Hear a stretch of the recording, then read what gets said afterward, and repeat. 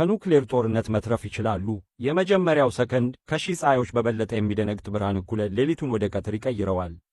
ዓለም ጸጥ ረጭ ስትል ዓይኖቹን ተከልለው መሬት ላይ ይደፋሉ። አምስተኛው ደቂቃ የፍንዳታው ንዝረት ይደርሳል። የተሰባበረ መስታወትና ኮንክሪት እንደ አውሎ ነፋስ በላዩ ላይ ይጮኻል። በድንጋይ ዱቄትና በወዞ ሽታ እየታነቁ ወደ ምድር ቤት ይሾልካሉ። 24ኛው ሰዓት ሰማዩ የቆሰለ ብረት ቀለም ይይዛል።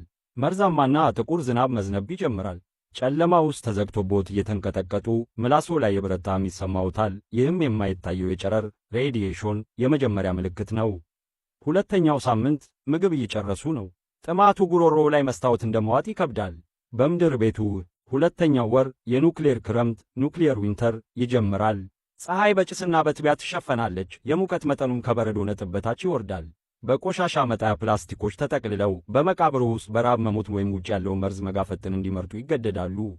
ሦስተኛው ወር ከባድ የሆነውን የምድር ቤት በር ገፍትረው ይከፍቱታል።